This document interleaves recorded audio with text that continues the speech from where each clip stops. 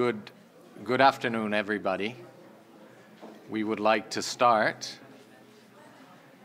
and I have the pleasure and honor to start our conversation this afternoon. My name is Gianmichele De Maio, and I head within WFP the NGO Partnership Unit, and I'm truly delighted to be here with my colleagues from UNHCR, UNICEF and WFP to open this launch. Before going ahead, we have quite an agenda ahead of us. I think it's useful for us to actually have an answer to the question as to what we're launching. And we have a short video that actually describes the portal. And if, with your permission, I'll take the floor after the video again and make a few introductory points. But over to the colleagues for the video, if you don't mind. At the United Nations, we are all working towards a more inclusive and sustainable world. However, in order to achieve these goals, we cannot do it alone. Civil society organisations are key partners of UN agencies in engaging with communities and government around the world, striving to make a difference. However, we all know it is not always easy to establish partnerships with UN agencies or determine the right documentation to submit. This is why we're excited to introduce the UN Partner Portal, which draws on the experiences of UNHCR, UNICEF and WFP, and is inspired by the UNHCR Partner Portal. As an interagency initiative, the portal includes several UN agencies, and we expect more to come on board in the near future.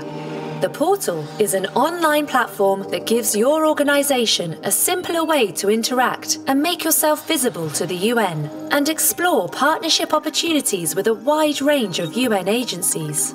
Think of it as an online community where UN agencies and civil society organisations with shared values and goals can gather, interact with each other, and pool their resources to achieve results for communities around the world. By registering on the portal, you can create an online profile to let UN agencies know what your organisation does and how you can be contacted. You can provide information and documentation about your organisation, which may be needed for potential partnerships, either now or in the future. You only need to upload this information once, and UN agencies can download it when they need it. On the portal, your organisation will be able to access a library of clear guidelines on UN partnership processes, view the latest partnership opportunities, and complete applications online. With a successful application, you could join a whole network of organisations partnering with the UN to benefit the communities and populations we serve. Your organisation can also use the portal to reach out to the UN, sharing new project ideas which could potentially grow into new partnerships. In emergency contexts, the portal helps the UN to see which organisations are already working with affected communities and have relevant expertise and resources so that the UN can identify organisations to rapidly mobilise partnerships and provide urgent life-saving services. Whether it's for development programming or humanitarian response, improving the lives of specific communities or entire populations across the globe, we believe we can all achieve more together. The UN Partner Portal. Come join us.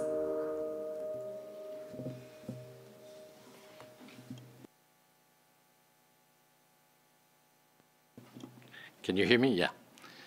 Well, I think this is great.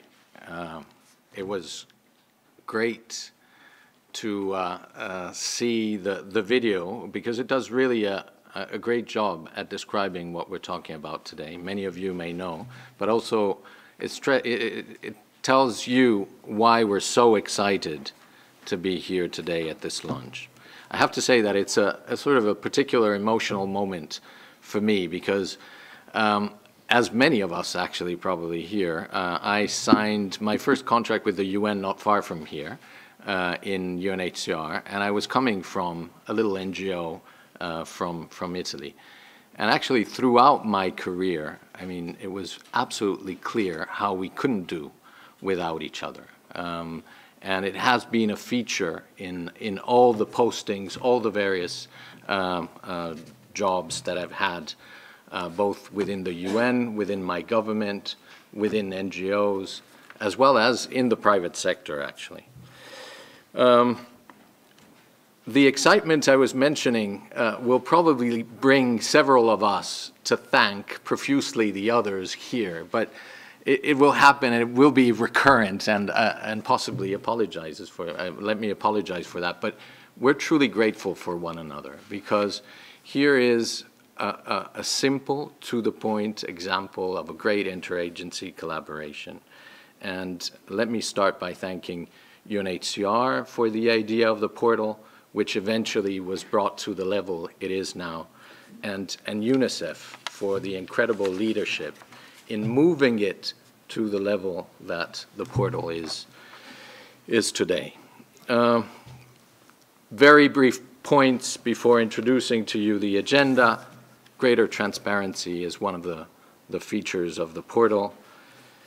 But also, I believe important to stress that it potentially can increase the quality of our programs through a more strategic engagement.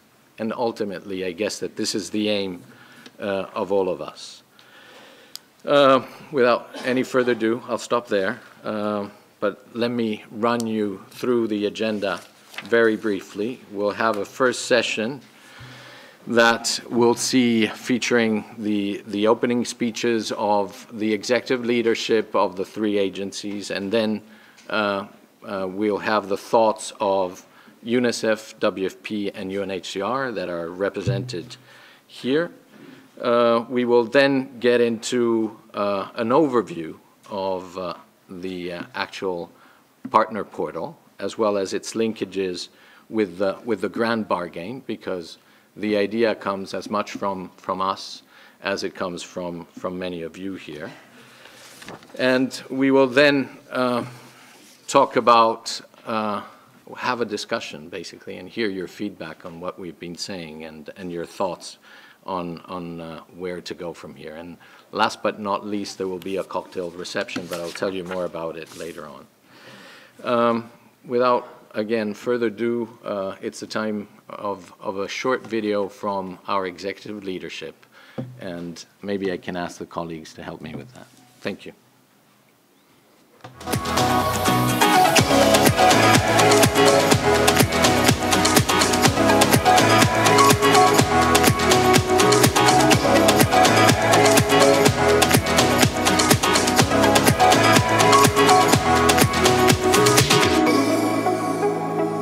Collaboration and cooperation with partners is key to undertaking joint programs and projects to provide protection and solutions to those that we serve.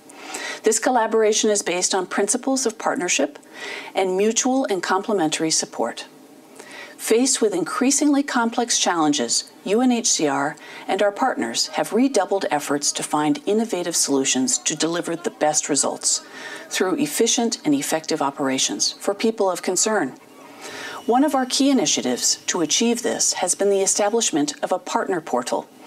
Together with a range of partners, such as the International Council of Voluntary Agencies, Interaction, Refugee Council USA, the Office Africain pour le Développement et la Coopération, and the Asia-Pacific Refugee Rights Network. We are grateful that these and other civil society organizations contributed to the inception and development of the portal. Since its launch, over 90% of UNHCR's NGO partners have registered and benefited from the use of the portal. This partner portal is a proven solution, providing a simple gateway to partners to access UNHCR, support interaction and collaborative work between our organizations, and expand our partnerships. I'm proud to see that this partner portal transcends UNHCR and has inspired other UN agencies to embrace it as a best practice and as a means collectively to achieve our grand bargain commitments. This portal represents what our joint efforts can achieve and demonstrates that we can bring greater efficiency to our work to to reach common goals. So, together with our colleagues in UNICEF and the World Food Program, thank you all for joining forces to establish a common UN partner portal. And thank you, our NGO partners, for helping us to build this platform. It represents our shared values and our drive and commitment to enhance partnership, leverage innovative opportunities, and harmonize our practices to better serve people in need. I'm Valerie Guarnieri from the World Food Program, and I'm proud of our interagency collaboration with UNICEF and UNHCR to launch the new UN Partner Portal. Partnerships are key to our work, ensuring that we're effective in our emergency response and that we're achieving the Sustainable Development Goals. And the UN Partner Portal allows us to bring more innovation and more transparency into our work with each other and with our civil society partners. I'm particularly pleased that with the Partner Portal, we will be able to more quickly identify and mobilize the right partners with the presence and expertise that we need to serve communities around the world. I'm also pleased that the UN Partner Portal helps support our drive towards localization, bringing in both existing and new partners and reducing the administrative burdens that partners feel when looking for partnerships with the UN. The Partner Portal also has a harmonized due diligence process, which helps us share our experiences, ensuring that our partners share our values. I invite all staff in the field and all our partners to join in the UN Partner Portal and help us do more and do better together.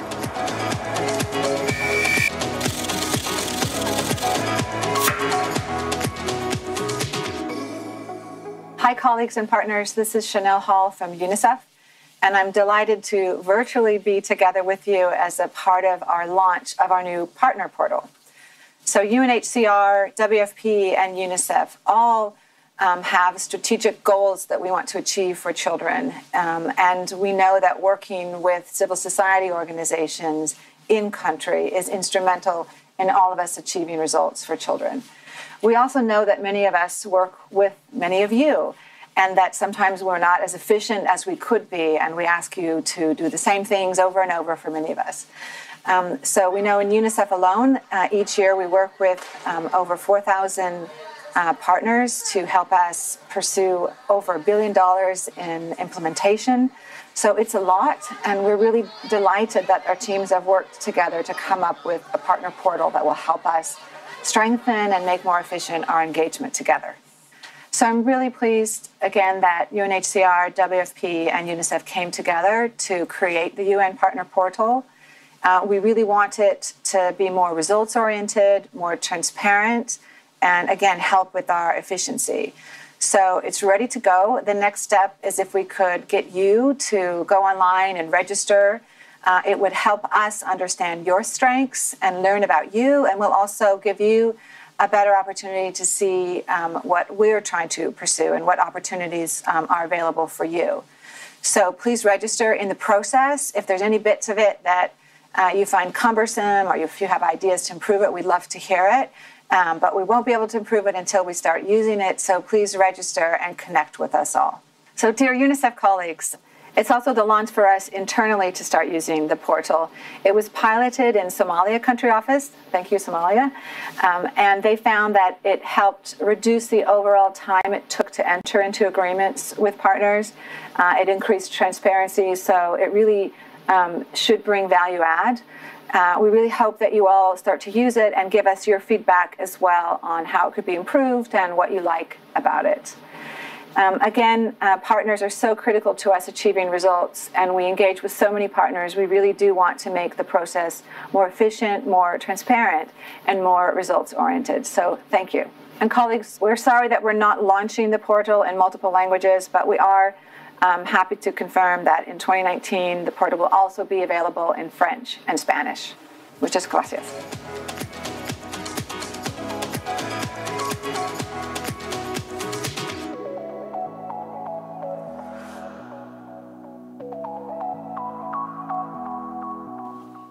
Okay, thank you.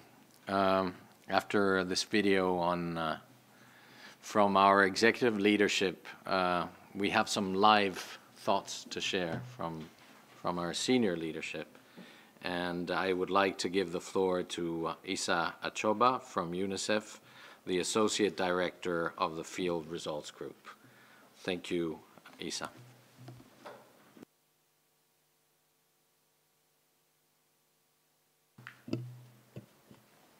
Thank you so much, and good afternoon, colleagues, partners, including those who may not be in this room but have been part of this success. I'm delighted to be one of the privileged witnesses to this history at the Palais des Nations to celebrate with you all the launch of the UN Partner Portal. After more than 1 year journey, the portal is complete, and it's a demonstration that practically UN agencies will go beyond rhetoric, we work together. And I want to congratulate not just the 3 agencies here, but those that I'm sure will join us in this journey. We couldn't have reached this milestone if not for the collaboration between our 3 agencies. But most importantly, the collaboration with the civil society partners. That is why it's so interesting. And so as we gather today, that spirit of collaboration we can see. And so the representatives of the civil society that are here, both national and international, are the key actors on ground. I want to thank you, especially for coming from far and near.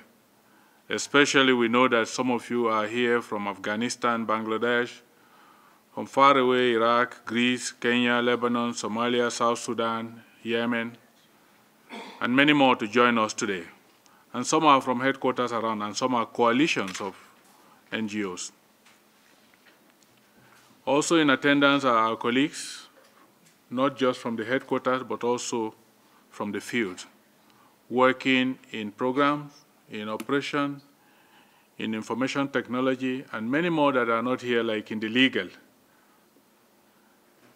As the Deputy Executive Director, Chanel Hall, mentioned in her video that we just watched, every year UNICEF collaborates with over 4,000 civil society organizations in 150 countries and territories around the world. And our job is made easier because of this collaboration to be able to deliver outcome results for children in the areas of health, in nutrition, in education, in making sure that water and sanitation services are available, but also making sure too that we create protective environment for every child. Through this partnership with UNHCR, WFP, and the civil society organizations, we are committed to again take the results that we achieve to the next level. Colleagues, given the complexity and rapidly evolving context of humanitarian and development sector, and sometimes the not so well connected approaches that we have on ground in program implementation, again magnified by the fact that resources are scarce, but also that we are being asked to coordinate better and to be more transparent, this portal couldn't have come at a better time. So we aim to now improve results-based management practically. We want to improve efficiency and transparency, which has been demonstrated during the pilot phase. And of course, like you've heard all of the 3 deputy executive directors mention, to gain efficiency in terms of the speed, but also the resources that we invest. And of course, we'll be more innovative. I believe truly that the launch of the portal will help us drive forward into the next generation of how we collaborate.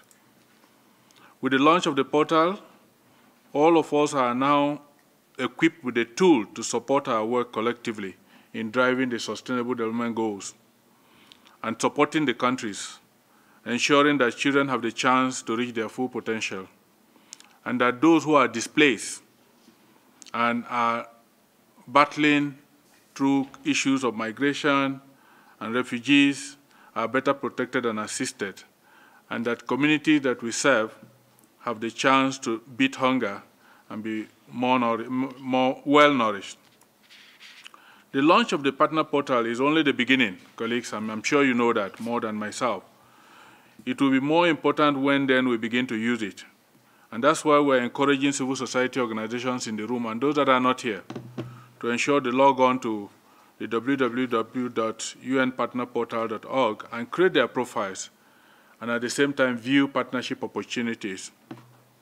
If your organization is part of a consortium, and I'm sure many of you here are representing other NGOs, please encourage your members to create profiles on the UN Partner Portal.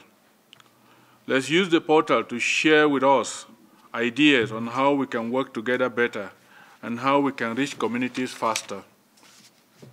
For all of our UN colleagues, we know that starting now and maybe soon after this, there will be training of trainers, which means you have to ask all of the questions that you need to be able to support the civil society partners on ground and to ensure that our offices are using this portal. It is important that as we launch, we move to the rollout phase. Our civil society partners and communities that we serve are counting on all of us to maximize the adoption and use of the tool. Let us use it to learn more about our work together, but also to learn more about each other as organizations committed to a partnership that makes us more effective. For our UNICEF colleagues, thank you. Thank you for all of the commitment. And we hope that this partner portal will then push us to work even more closely with UNHCR and WFP, and many other organizations, of course, agencies that will join, and particularly in helping the engagement between ourselves and civil society partners, again, to maximize on the opportunities that will enable us coordinate our work better.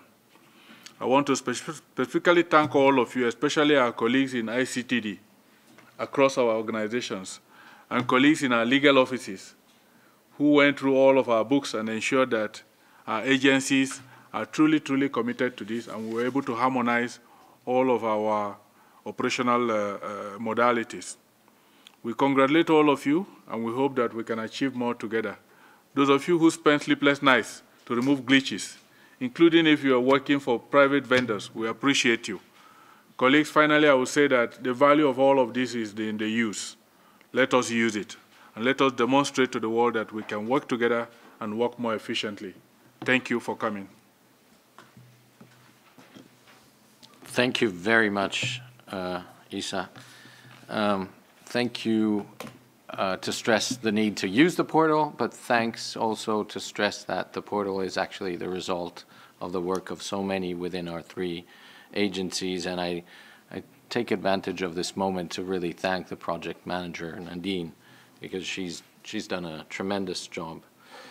I would like now to give the floor to Gordana Jurger, the director of the World Food Program here in Geneva. Gordana, over to you. Thank you, Gian Michele, and good afternoon to all. I think you heard already so much about the portal, and we are all very happy to have such a big group here coming from different parts of the world, and especially from the field. Obviously, for us in WFP, partnering with civil society is fundamental to delivering food assistance, providing capacity development, to more than 90 million people every year. We couldn't be able to do it without partnering with you and with our UN sister agencies. And I know it's been hard work, almost 2 years, but I also cannot prevent but thinking that perhaps it was also the precursor on what's happening in the UN reform business, where our 3 organizations now, together with UNDP and UN Women, are also working on the Business Innovation Group. And I think this gives us also a good example. In the Business Innovation Group, we are working on common enabling services and common premises at the country offices. So I think all this shows that we are serious about the UN reform and working together. I'd also like to say that for WFP, this certainly goes beyond the grand bargain commitment, and it's really embedded in what we are doing in our strategic plan, 2017-2021, which really has 2 main objectives. One is zero hunger, SDG 2, recognizing that all SDGs are interconnected, but our focus is on SDG 2, ending hunger, and also SDG 17 partnerships. So, it's kind of this portal couldn't be more timelier for us from that perspective, as we now really looking in our country strategic planning, bringing together short-term emergency response to the longer-term programs that help ending hunger.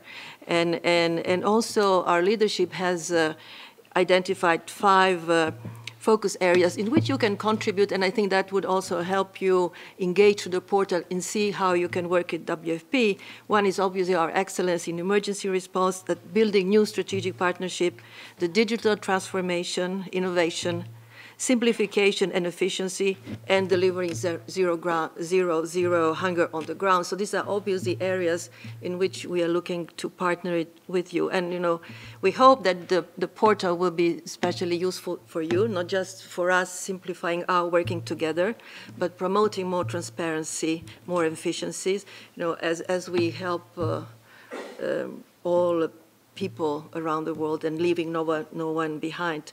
And also from my more engagement on the humanitarian response side in the interagency steering committee, for those of you who are in that part of the UN business, I think it would also be a good opportunity to bring to the attention of the ISC the work that has been done, and to see how the UN and the humanitarian arm can link to the and contribute to the grand bargain. So I wish you a very, very productive afternoon, and we hope to see some of the application and news pretty soon. Thank you very much.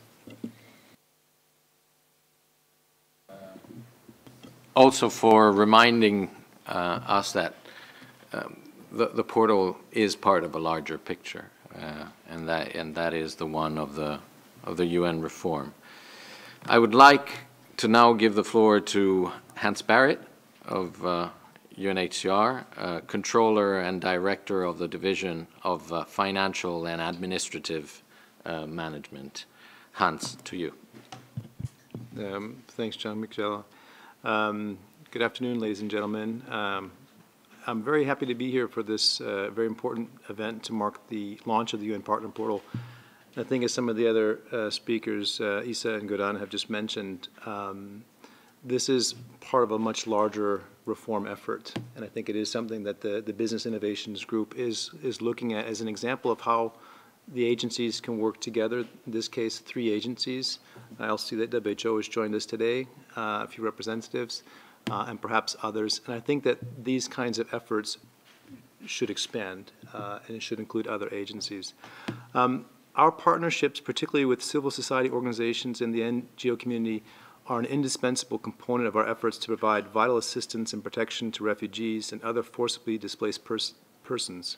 Since UNHCR's existence, the essential support provided to save and protect millions of lives throughout the globe couldn't have been achieved without the engagement and support from our partners. I've only been with UNHCR for a little less than a year, but I have been able to get out to the field quite often in those months, and really see firsthand how the agencies work together, but more importantly, how we work together with you. And when you see the partner portal bringing that together, the question I was asking myself the other day is, why didn't we do this sooner? It just seems so obvious to have a common portal to make our interactions with the partners more seamless, more efficient. But I'd like to really sincerely, and as you said, Jean-Michel, we're going to keep congratulating and thanking you, but I really would like to express on behalf of UNHCR our sincere gratitude to the partners for the years of support and the efforts to help develop this portal. This event marks a major step in moving us from independent portals and systems to a common UN portal. Partners have played a crucial role in the development of this new tool. You were there at the concept phase, you helped us with the evaluation of the features, and you provided us with feedback that made the adoption and application of the portal more easily acceptable and user-friendly. As you know, UNHCR has had a portal for about 5 years, and in that period we've seen our numbers of registered partners double. We have over 1,500 registered partners. We have 1,000 active partners. In 2017, we reached more than $1.5 billion spent through partners. That's about 40% of our expenditure. And we feel that the partner portal has played an important role in this growth, but it's also helped us have a much more efficient registration and vetting process. Leveraging technologies, partner portals have enabled us to better pursue our policies and objectives in a more efficient and transparent manner. Notably, the application of the policy for selection and retention of partners. It's allowed us to broadcast the call for expression to a larger community with both partners within country but across the globe. And I think really when you look at the SG's reform, he's calling for more collaboration, but he's also calling us to leverage technologies. And I think this is a good example of how we're bringing the two together. The portal for us also allows us to have more real-time information coming from the field to senior decision makers here for us to make not only decisions, but to help us in our interactions with our governing bodies, and with our donors, and our other oversight bodies. The portal has not only achieved for us at UNHCR harmonization, as the Grand Bargain called for, but it's also increased our efficiency and reduced burden, supported localization, and enhanced transparency and reinforced partnerships to better serve the needy persons in community. Just a word to reassure the current users of the UNHCR portal that their information will be migrated to the common portal. The new portal features will enhance user friendliness, and as the other speaker said, we would encourage you to review them, your details, and keep them updated. And as we agreed, when one participating UN agencies validate and acknowledges the registration of a partner, the others will honor, hence reducing the burden of duplicate efforts. And this is actually one of the 4 key components of the Business Innovations Group of the UN reform, which is calling for mutual recognition between agencies to enable better operations at field level. I think the partner portal is a perfect example of us working as one, which, as I mentioned, is part of the UN reform agenda. And it's a great example of where we can improve services by working together, leverage technology. We should celebrate our achievements today, but we should also commit to finding further ways to improve the portal and the related processes. In closing, I'd like to thank the colleagues who were directly responsible for developing the portal, and especially UNICEF and WFP, and mainly to our partners, to thank you for your continued support, for your support in this project, and for helping us improve it in the future. Thank you. Thank you very much, Hans. A lot of work, but also the use, I think, of top technologies. Those are both very important points. We're a few minutes late, so I'd like to move quickly to the next session. And Silvia, for this, I would like to give you the floor, if I can. Thank you, everyone. My name is Silvia Chiarucci. I work with UNICEF at headquarters. And I'm part of that working team together with Fatima and Gian Michele, who actually was hands-on developing the portal. We started our discussion more than 2 years ago, and we are here now, November 2018. I would like to represent that the Grand Bargain really represented for us a good starting point and like an injection, because we had earlier discussion about UNHCR partner portal and how it could be expanded to other agencies. But really the World Humanitarian Summit and hearing all of the feedback about how UN agencies operate and how we should make our work more efficient and effective working with partners was sort of a speed to our work. When I say speed, I also have to represent that it has not been an easy journey, and it has taken us quite some time, because it is a technical development that also implies a lot of harmonization of our business practices. It's not just about building an innovation, but it's also about agreeing on how we should be working together more, harmonizing our practices with partners.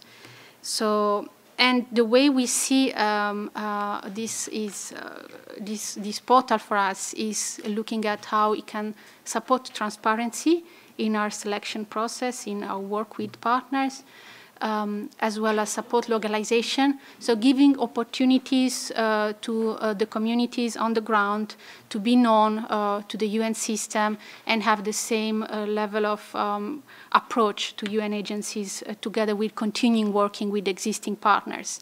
And thirdly, also, of course, reducing transaction and management costs, both across our agencies as well as working with partners. I would just want to highlight 4 key features from the portal that we think are worth reviewing with you today and that we think will contribute to these high-level commitments that we have all made in the Grand Bargain and beyond.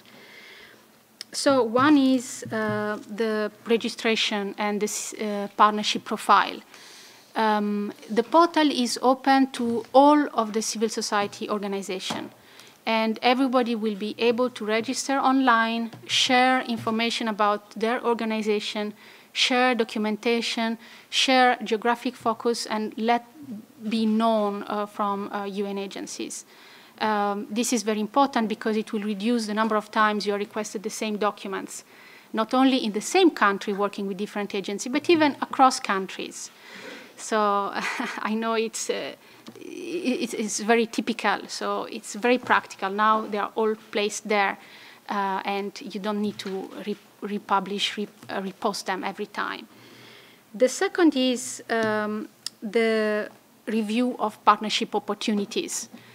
Typically, we are sometimes known of not being very clear on how we decide on working with certain organizations in the field to deliver specific result.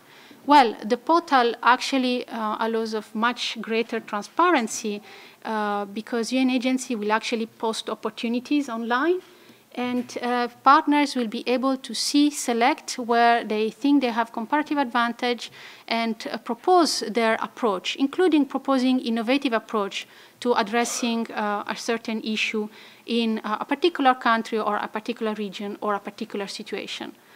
So the partnership opportunities and all that comes along, we feel it's going to significantly contribute to both localization as well as transparency. The third feature I would like to highlight is the resource library. Another key finding when you speak to partners is that actually our business processes are very obscure. Typically, they are not in the public, and typically they are not well explained. Well, the resource library provides all of the partners a place where they can find all relevant information about how to partner with UN agencies and the details or management process, both internal and with them. And we feel that the fact that we have that built will also be contributing to further harmonization across our business practices. Finally, the last feature I would like to mention is the ability that the partner portal will provide to UN agencies to share information and further harmonize their business practice. It might not be visible, but we had a lot of discussion across our 3 agencies on how some of the features of our work process need to be now harmonized thanks to the portal. And we feel that this will continue, and when the portal is going to be used, it will contribute to further harmonization. So with this, I think we have seen through our pilot in Somalia with Somalia country office that the features of the portal and some of the partners that have UNHCR know it already brings efficiency to the partnership process. And we were able to more than reduce by half the partnership processing time to finalize a partnership between the time we are starting the conversation to the time when we sign the agreement. So we think this is very important. In addition, we also saw that the partner portal was an opportunity for us to choose and select among the different submissions the one that was bringing the best comparative advantage. So I think this is a practical explanation that through the partner portal we can achieve better and more results together. So I would like to end this by giving the opportunity, so handing over for a demonstration of the portal, as well as a short explainer video that will show particular features of the portal. And thanks, everyone.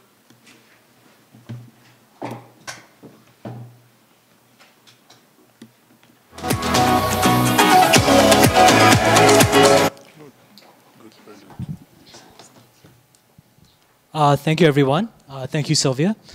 We'd just like to show a quick video that shows the overview of the portal so everyone gets an idea of what the portal looks like. And we can assure you it's functioning. So if you go on your phones or if you go on your laptops, you can access the portal.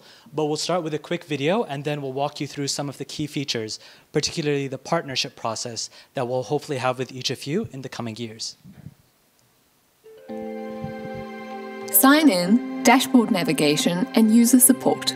In this video, you will learn how your organization can sign in to the UN Partner Portal, navigate the dashboard functions, and access user support. Once your organization has registered on the UN Partner Portal, you can use the following steps to sign in to the portal. Go to www.unpartnerportal.org and you will be directed to the landing page. On the landing page, click on the Sign In icon. Enter your login email and password and click Login. Please note that only users who have been provided access by the authorized officer who registered the organization on the UN Partner Portal can log in. Please contact your organization's authorized officer to gain initial access. Once you have logged on to the UN Partner Portal, you will be directed to the dashboard page.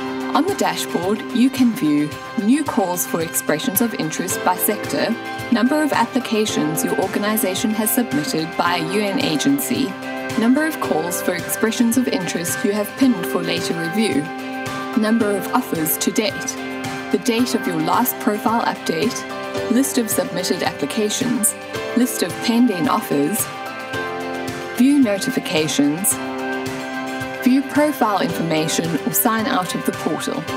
On the left navigation bar, you can click on Partnership Opportunities to view new partnership opportunities posted by the UN. Click on Your Applications to view applications submitted by your organization for calls of expression of interest, access direct selection or retention partnership offers, and view or submit unsolicited concept notes.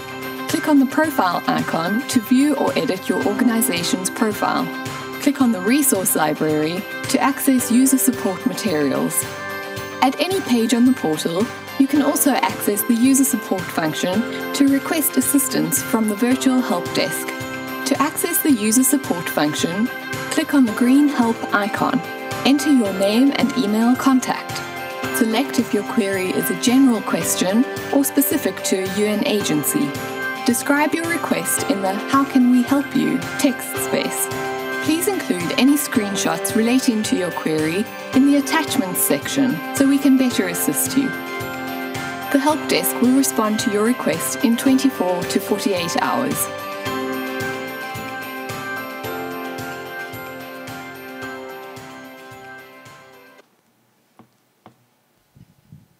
Okay, great. We will now walk you through the portal. We're going to actually show you maybe the most interesting feature for yourselves, which is the calls for expression of interest and how that will function. The reason why we're also opening this up first to civil society is it's quite important that you register and you update your profiles, because if you don't have updated profiles, you won't be able to apply for these calls that will be coming out soon. So here, my colleague Nadine has opened a call for expression of interest, improving employment opportunities for out-of-school children in urban areas. And the first thing that you see is clearly the timelines. You'll get a timeline of when the call was open, when you can submit queries for clarification, when you can submit the application, and also, to put pressure on us at the UN, when we should respond to you. So it's a bit of back and forth in that process.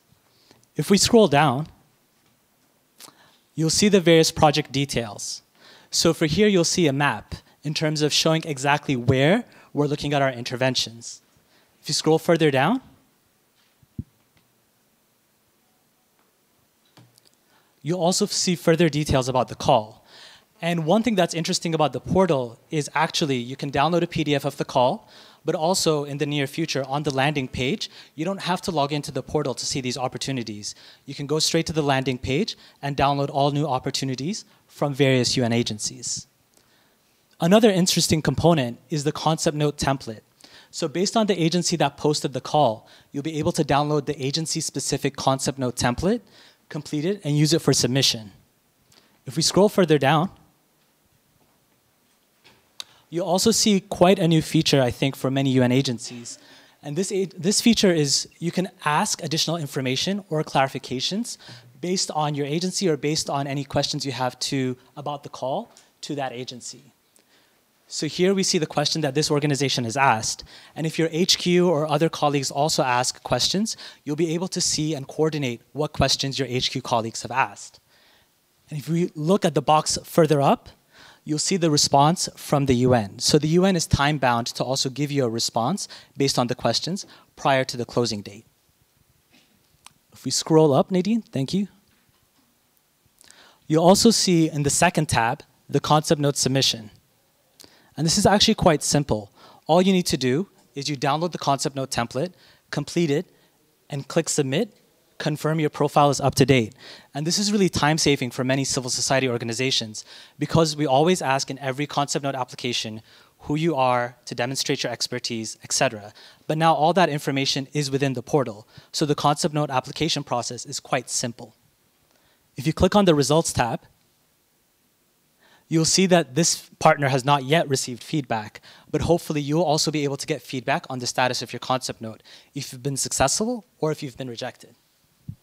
If we go back to the Your Applications tab on the left, you'll see there's not only one way to have partnerships with the UN. The one that we saw was a call for expression of interest.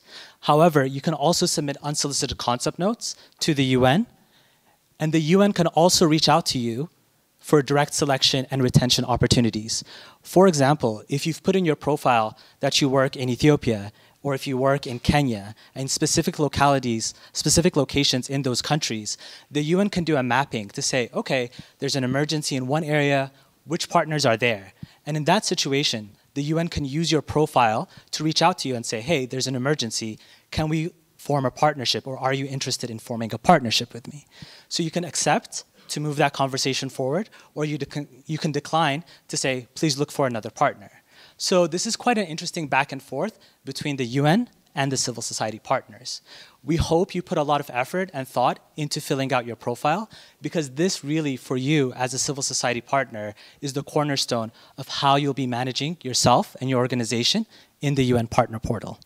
Thank you very much.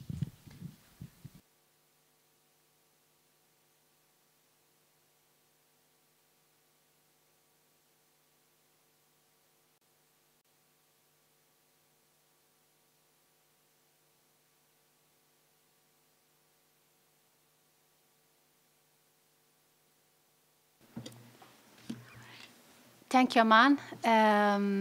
It's actually, I'm giving back to Gian Michele. Are you? Okay. Well, I understand that we're starting the third part of our agenda. We're back on time, exactly. Good job, guys. So, and giving the floor to Fatima Sharif Noor to discuss about, to start having a first conversation, I guess, with you all. Fatima, over to you.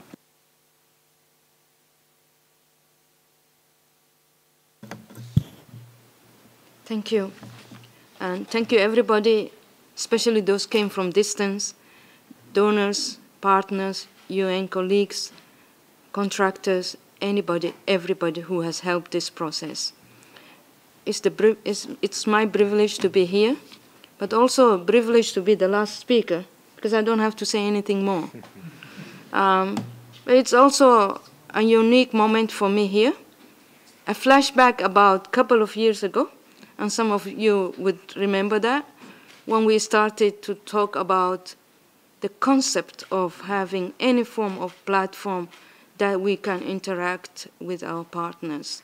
and the lens we have gone through, each word, how to be formulated, and whether it's worth it to be there or not. I start from there to thank you all.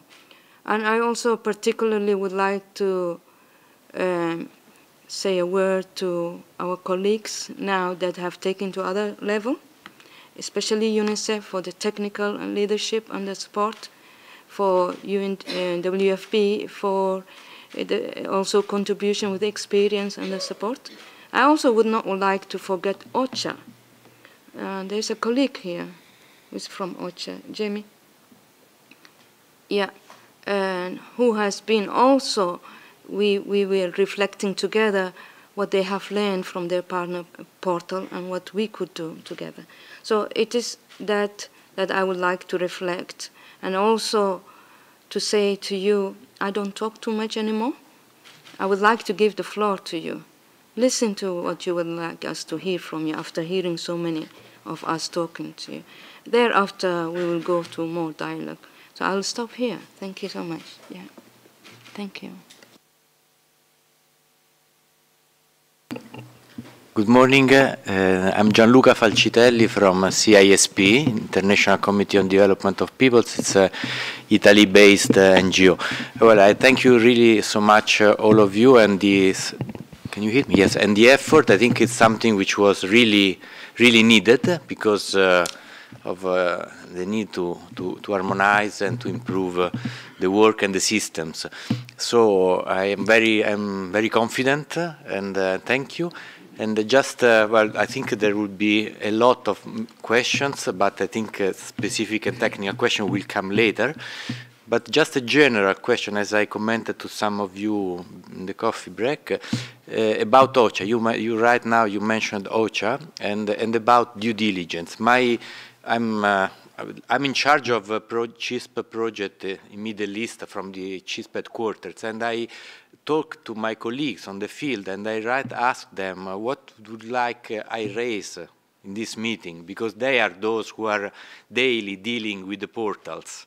So the first question, the comment was, ask to which extent we have, if or not we have to re-upload information, how will be the process of the due diligence, because the due diligence process is a long one and a careful process. And as you mentioned, OCHA is another actor which has an important and well-structured portal, who took time to them and to us as partners to fill it up and to deal with. So it would be also interesting, what about the due diligence process for those, and we are many, already registered in the portals, and which is the possible connection with the OCHA portal. Thank you very much.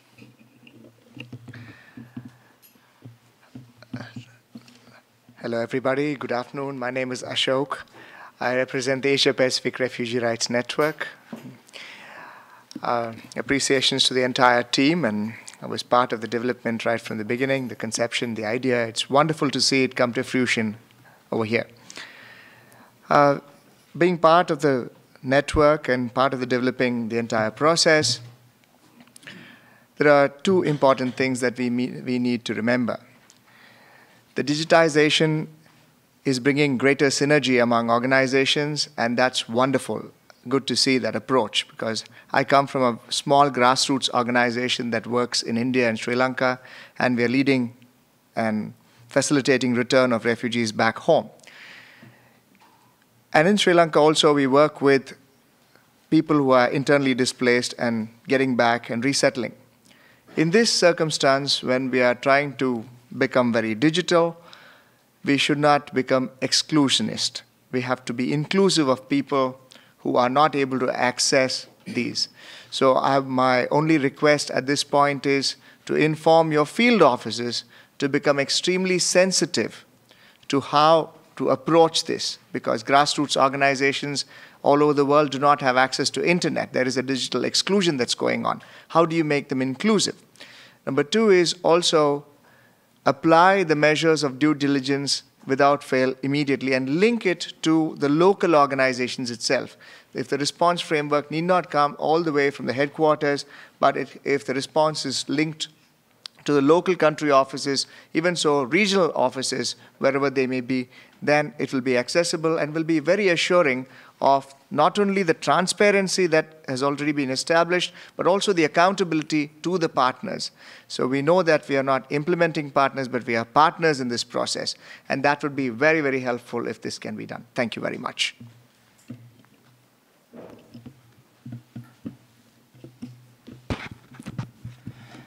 Hello, thank you for this session. I was expecting you all to wear a black turtleneck. Well, that was not the case. But anyway, I'm really thankful that we have this fruitful, unified platform, finally.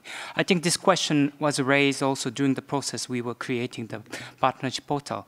The first question will be about, we are already partnered with World Food Program and UNHCR, but how will be, the data set as well as the ID that we have inside the UNHCR portal and the World Food Program will be updated and coordinated with the portal over here, as you rightly put it. The second thing, I think you mentioned about some blueprint about engaging other agencies to join. Do you have a calendar or at least some agency they are planning already in the near future to join the partnership portal? Thank you very much.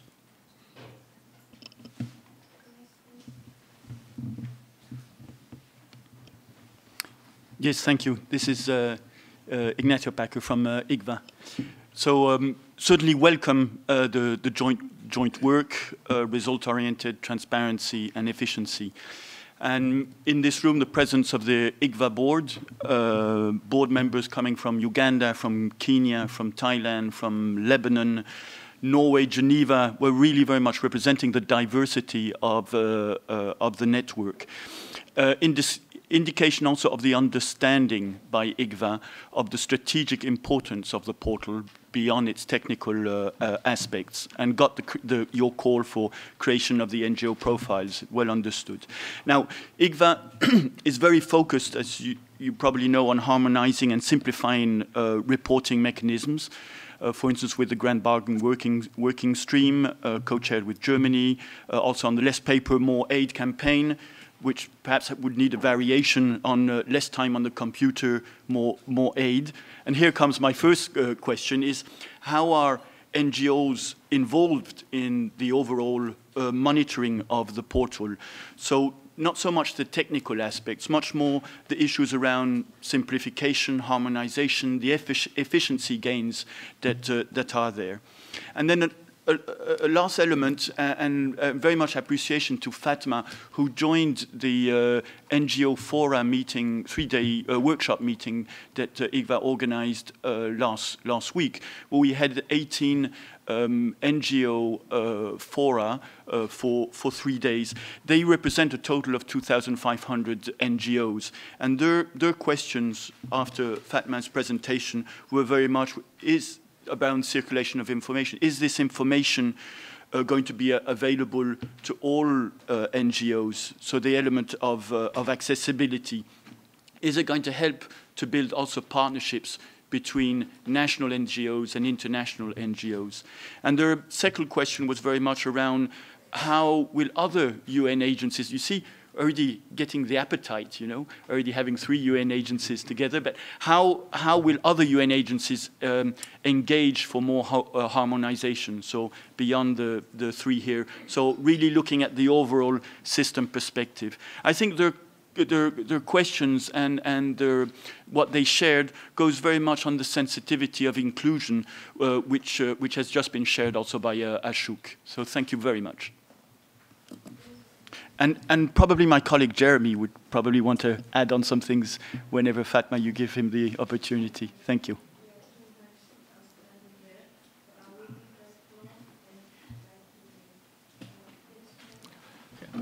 Thank you very much. My name is Paul Bielwutang. I work for NALHOP, coming from South Sudan, Juba. My pleasure to be here, and I do appreciate the effort that our 3 partners, UNHCR, UNICEF and WFP, are putting their effort together and come for this idea having a partner portal for the all across the world. You talk about the efficiency and transparency. With experience, the process of getting service, getting funding or resources from the UN agency was a long process because some of the headquarters are not at the country level. Some decisions have been made from the abroad, so there was a challenge. And if you think this process would be much easier for the partners to have access information, that would be great. The question would be, I've seen the map in the presentation. The question would be, some of the country may be out of your map. How do they will access those funding? The other thing that is the world now has become a high competition between the national and international organization. How transparent the national organization will be actually have access to those funding in terms of services. So thank you very much. Thank you. Cecilia Roselli from the Norwegian Refugee Council. So first of all, thank you for this opportunity and for presenting the UN portal to all of us. I agree with you, Fatima, that 2 years ago we wouldn't have thought this feasible. So it's a great achievement for all of us. And we see it as a very good first step forward, moving towards better coordination and harmonization of UN agreement and different tools at our disposal.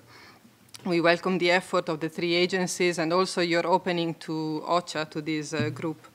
It would be interesting to hear what are the next steps in terms of taking harmonization forward, and particularly looking at other aspects that can be game changer in our daily work. So in terms of reporting, and I'm in particular focusing on financial reporting, and you know that the NRC is particularly interested in looking at savings in terms of harmonization of cost classification. We have a project called Money Where It Counts that we are bringing forward with other NGOs, and we would like to make sure that together with the 3 UN agencies on the stage, we find a solution for improving efficiency in the way we work in that front. There are other aspects linked to audit and narrative reporting that I think deserve our attention. And on that point, I would like to ask if it's possible to try and look at how to be consistent with new tools that are currently under development by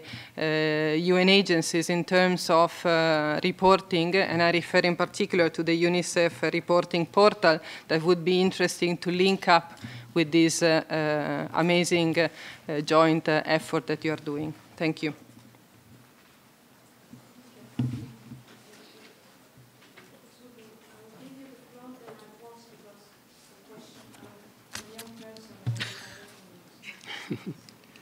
Yeah, thank you very much. My name is Bernard Niembo. I came from the province of Kasai in the Congo. I joined our colleague from South Sudan because on the field we are facing a different situation than here. My organization tried to bring drinkable water and also the program of reforestation.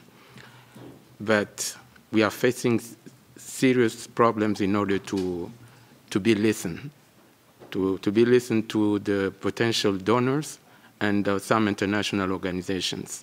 I remember in April I was here when the EU tried to raise, I think, about 500 million for assisting the internal displaced people in the Kasai, my province where I came from.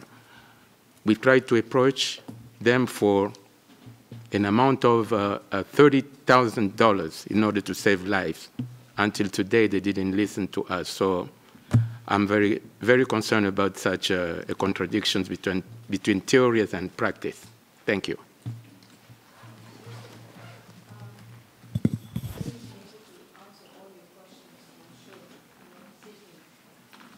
Full answer, but you're giving us your feedback, what we should be thinking about. But I just pick up a few words here. You've given us, watch out there, digitalization, although it's a help, but it also could exclude people. We take that point very seriously. We will not make the portal, anyway, the portal is developed in a way that is simple, not heavy, every internet available, but I agree with you. It could be areas where internet will be not working, but that should not stop the partner to go and interact face-to-face with us. So this is a helping tool. It's not the only way we should be interacting with our partners. But we will be very conscious about what you have given us to think about. I've also got points about how would the data be uploaded, how would it be used. As the controller already explained earlier, those who have been registered with the UNHCR Partner Portal will be transferred as they are into the UN Partner Portal. The only thing you need to see, to check and confirm if any we have missed, but it will be confidential as it was, it will be as you have written it, as you have been used to it, it won't be actually more, it will be more easier to access and friendlier. So that in that sense, you should not worry about it. Would it be required, I also will read a question from here, if one agency has already registered with other one, need to do another due diligence? No. This is the whole purpose, for us to trust each other, so that one information that has been validated by one UN agency should be able to be used by other UN agencies. Otherwise, we'll be running parallel to each other and will not serve the purpose. Another question is, how would other UN agencies join? Maybe I give you the floor. Hans? And then, if you don't mind. I mean, I think other UN agencies are obviously welcome. We made some presentations. We have, within the UN system, we have a number of interagency bodies, starting with at the highest level, the Chief Executives Board, and then the high-level Committee on Management, and then below that we have what's called the Finance and Budget Network. There are other networks, but I can say at the Finance and Budget Network, which is in the CFO and controller level of all the UN agencies that come together, we did discuss this and put this on the agenda. I have had some interest for some agencies here in Geneva to come talk to us. We are talking with them, and we look forward to keep talking to others. So I think we're trying now to expand the profile and the awareness of the portal, and to find out, work with other UN agencies to see how we can meet their needs and bring them in. So that's coming in through the HLCM and FP network levels. Maybe others want to respond as well on that one. Isa, you want to add a word? At the working level, we are already receiving interest. I can mention a few of the UN agency. For example, we had discussion with initial indication from WHO, from FAO, from UNFPA. Of course, I mean, practically it will need a little bit of time, and we also want to make sure that we start using the portal itself. But for us, the project was made to be open and to be inclusive. So we're looking forward engaging with others and making sure that they can come on board as soon as feasible for them, because they want to also align their business process to what we have agreed among us, so that we don't also create disruption in the system that is ongoing. Thank you. Let me add. Yeah, please. I think that the UN agencies are committed. And I can see not just the three of us here, but those that Sylvia mentioned that have expressed interest. But you also have to hold us and help us to take this journey forward. If there are small civil society organizations in your locality that you need to work with and help develop their capacity to come upstream, you should do that so that we have a space that is more inclusive. We too in the UN, we will not be preventing other UN agencies from joining it. We will rather be encouraging them so that we are practically demonstrating that we're working together and we're committed to that. We will not wait for Secretary General to tell us to do this. we did not wait for the reform to do this. I can tell you that we will not wait to admit any other UN agency that comes in. We will not create obstacles for them. We will rather facilitate. If then we all are committed, and you also, if there is another request from any of us asking you to use another portal, tell them, no, there is this other portal. Please talk with the other UN agencies and let's work together. I think the will is what will drive us forward. We cannot but use it. And when we use it, we'll be better. Paying attention, like Fatima said, to those that may be excluded, not by design, but we have to pay attention to those and see how we can bring everyone onto the portal. And finally, on the aspect of other elements that have been developed, like the partner reporting, this will all be integrated in a manner that you don't have to do double entry of any information. But it's a journey we have to undertake together. Thank you. We also heard from you that how would international and national partners have access? One of the objectives is actually to give more access to the national partners that may not have the big reach as the international partners. And I just give you an example of the UNHCR partner portal. We have increased by doubling, and majority of them were international partners. So it will be an opportunity. This is a tool that can aid and support access, but at the same time, if it's not well utilized and reached out, might not serve the purpose. I have a question also from the pigeonhole here. If you allow me, I will read one for you. Is this UN partner portal, the partner portal, should be mandatory across every country office or for UNHCR, WFP, and UNICEF? I'm also linking with the question, would it be available everywhere? Yes, it will be available everywhere where the internet is and where our offices are. Would it be mandatory? We would like you to benefit from this portal. We will not force you, because of its benefits, we would like you to be on a portal, to know about us and to know about you, and to have access and participate in the UN operations. So that's the aim. And if it's not useful, it's like a tool. If the pen doesn't write, it will drop by itself. So we would like you to make it useful and give us more feedback on how to improve as we use along. Can you explain the UN Partner Portal will cover all management elements like call for proposals, submission proposals, budget, managing grants, signing agreement, disbursement. It will have stages. Initially, we will start with registering and a call for expression, as Amano explained. And then as we go along, as Isa explained, we may move into reporting or other aspects of management of partnership. The more we find it useful, the more it will bring us forward to harmonize our processes and use them. I have one more question here. Which offices will use? As I said, everybody who have access will be able to use it. Will partner organizations that have completed due diligence in the past be asked to complete again, this time in the UN Partner Portal? No. If you have done it before and your records are there, they will be transferred. You don't need to do it again. All right. I'll open again. Do we have time? So these are the questions I picked up, and I'll open again the floor if you have any question. Back to the chair. It's out. Yeah. Yeah. Just from a WFP standpoint, we've heard, I've heard your call for flexibility depending on the actual context, the actual situation, and I think that is very important also when it comes to WFP. I mean, you will need to be patient with us as well.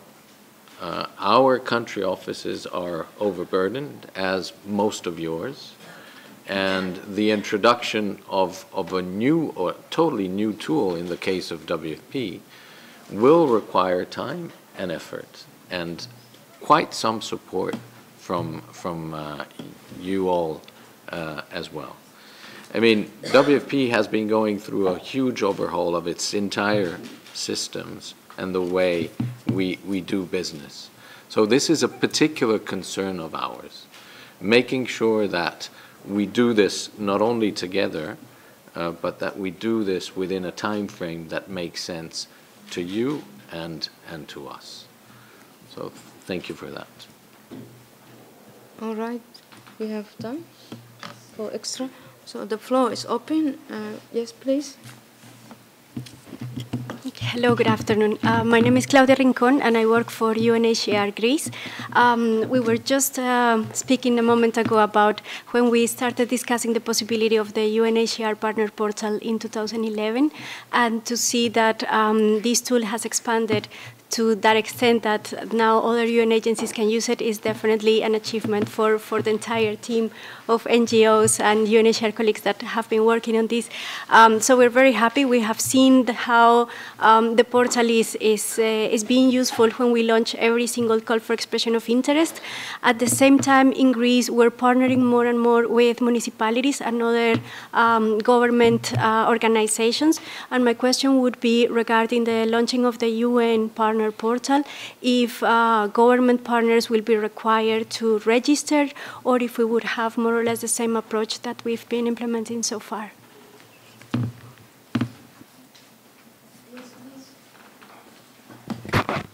First of all, thank you very much for the presentation and for the amazing work you've done for the past 2 years. This is a big achievement.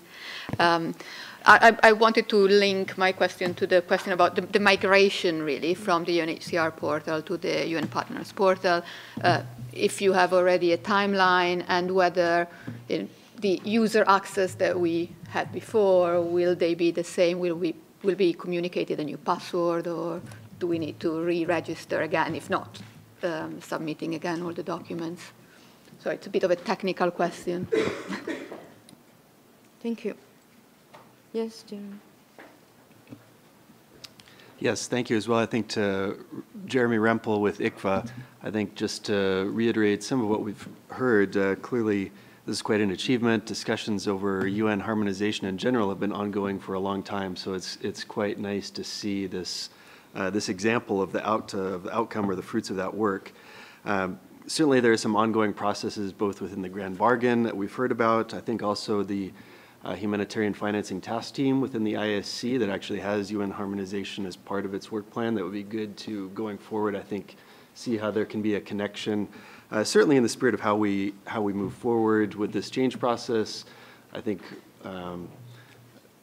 we've heard a few comments suggesting this is not an end state. It's a milestone that's important to recognize, but also work to do to move forward and maximize the benefit of a system like this. So to make sure we're careful to link into some of those other groups like Financing Task Team on ISC, for example. I think also just a question that was, I think came up earlier a little bit, just what exactly would we see at this point as some of the mechanisms for NGOs in particular to be fully engaged in the change process as we both implement the initial steps of the portal, but also looking forward to getting feedback on, or providing feedback on, what other systems might be incorporated into the portal moving forward. Do you envision a formal process for NGOs to be engaged in there, or what type of mechanism would you see as most appropriate for that to happen? Thanks. Yes, please. Hello. I'm Rayan, and I work for a local NGO in Lebanon. We're called Lab Relief. My question would be specifically that we were a small NGO and we relatively grew.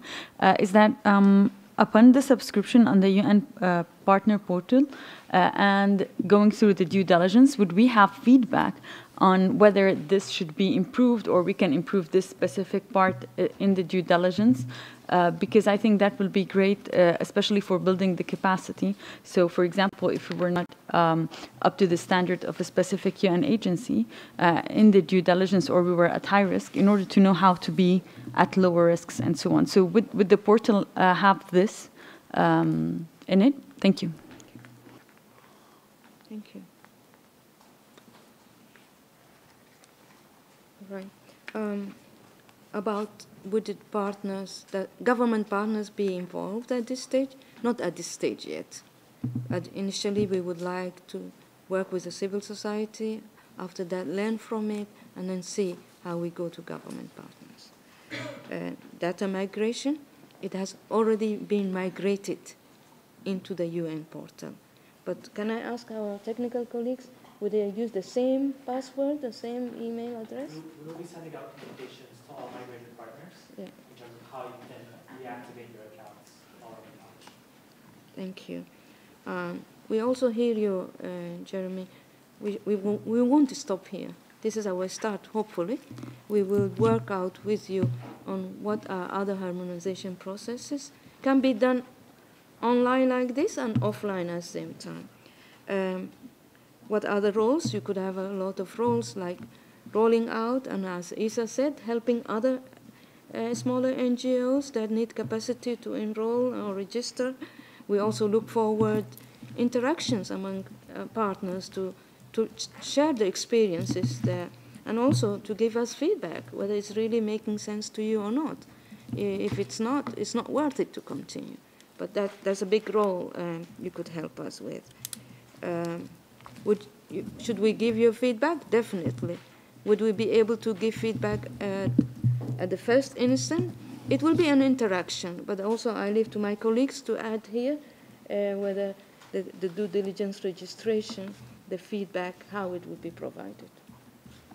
Yeah. Okay. Maybe just to touch base from a technical perspective. From the due diligence process, currently the feedback is not both-way communication, but during our rollout and training of partners, ideally we would like to convey exactly how you should register, what information is required.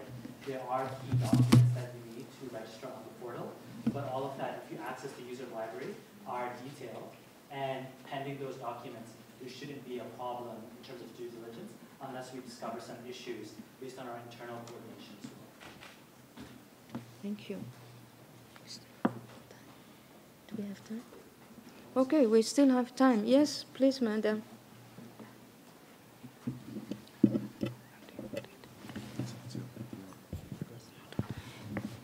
My name is Eunice Donga from Refugee Consortium of Kenya. My question, and thank you to the two UN agencies for developing this portal. I think it's going to provide a very great opportunity for CSOs to interact with the UN. My question is based mainly on a challenge that we have seen, where we have seen local NGOs like ourselves miss a lot of opportunities based on lack of capacity, particularly on risk management. I wanted to ask, is there a way to monitor, or the portal will be able to monitor any such capacity gaps? And would the UN agencies commit to supporting such agencies acquire the required capacity so that we don't continue missing out on such opportunities? Thank you. Thank you. Any other? Yes, please, Julian. Yes, Julian Schaub from Interaction. Well, first of all, I mean, congratulations to all three agencies. We know that it's been a long, hard process. We've been engaged in it since the beginning, so I think we have to recognize the moment as a real milestone, first of all. My question is not necessarily on the open end of the portal, but more the conclusion of the portal. The issues that some of our members have had with the UNHCR part of the portal is the transparency, or the feeling that there's a lack of transparency in the selection criteria. So I just want to put this out to the group and maybe ask for a commitment also as part of the transparency of the whole process, to be as transparent as possible in terms of what partners are selected at the end of the call for proposals.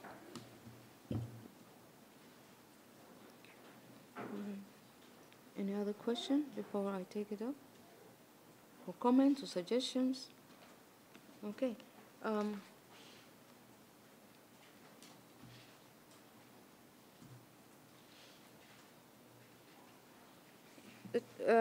First of all, maybe I go back before I forget your question. It's easier to remember the last one. Transparency, exactly that's what it is for. And now you'll be able to track when the call was issued, who has been selected, when the deadline was, and all that. That will increase. Okay, boys. So, on the transparency, and one of the main aim actually of the tool is to provide more transparency as we can. It will allow when the call was raised, when it's the deadline, who has been selected, and then you can follow up one-to-one who hasn't been selected to get the reasons for that. And if it is capacity enhancement, then you would know where the areas that need to be improved. The tool, this is a tool, it will never replace the good part of human-to-human interaction, so we should not be forgetting this is a tool that will support us to reach out, but we should be complementing our normal daily interaction and how we support each other and how we communicate and dialogue and consult. About lack of capacity, again, the portal can help you in setting the profile. You would see where would you miss what kind of information UN is seeking, and you may be then able to seek with UN or others or yourselves areas that need to improve so that you'll be able to compete and get selected for the projects and operations that are calling for your participation. Anyone else in my colleagues wish to add there? How would we enhance the capacity of partners so that they can get more involved and national partners can get engaged? Just last. Okay. I think that's what I have. If I missed any, or you have any more points to add, because I'm reminded the time is over. But we remain here for you. But this is not the last.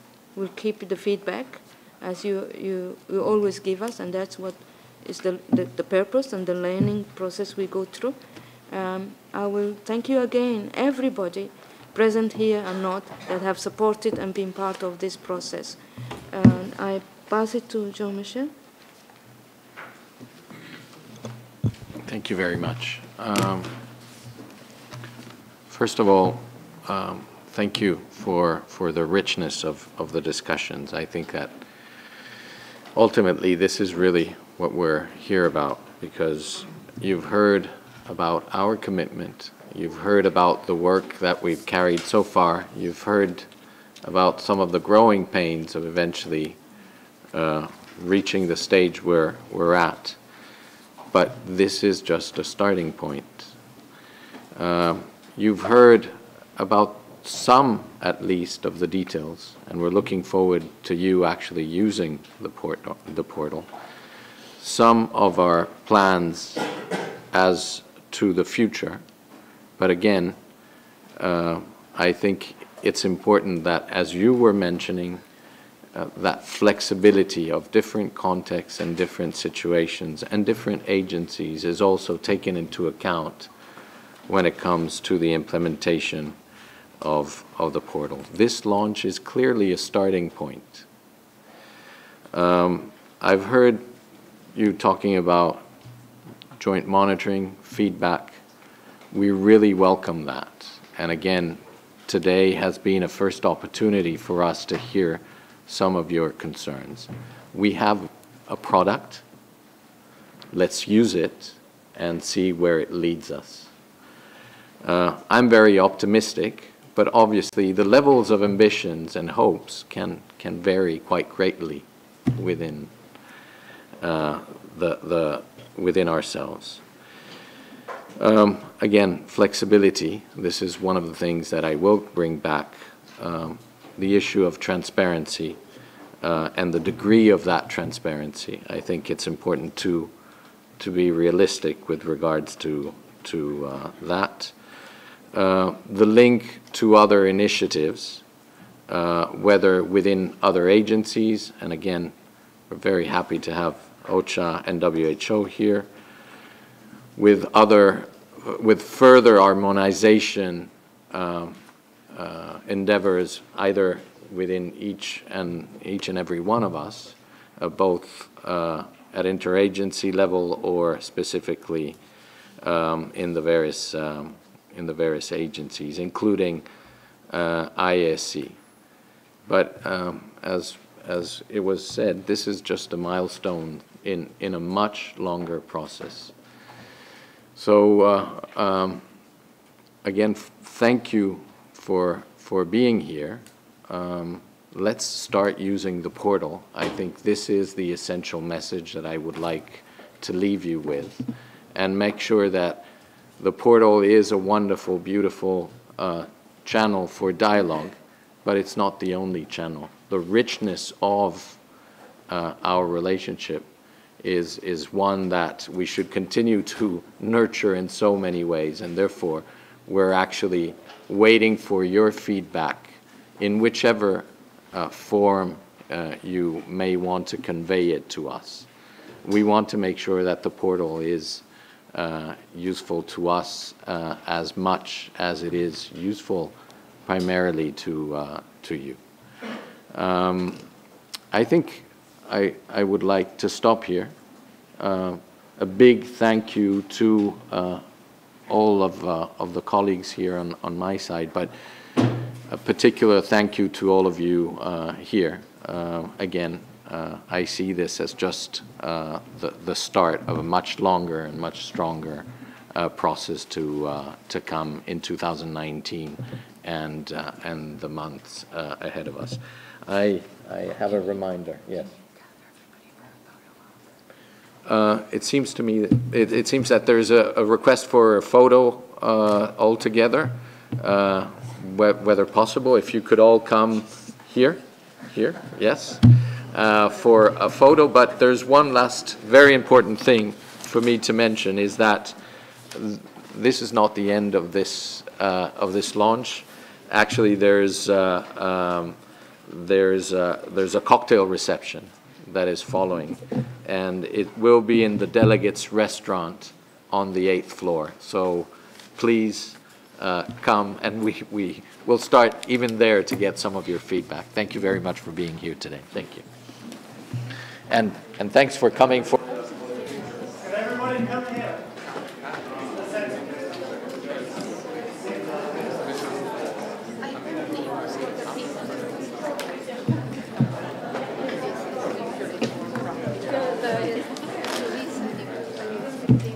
Picture time.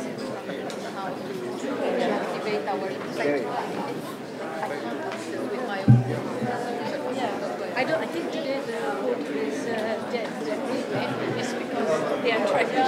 Yeah, maybe. No, but I send that after the new. I see. So I did try.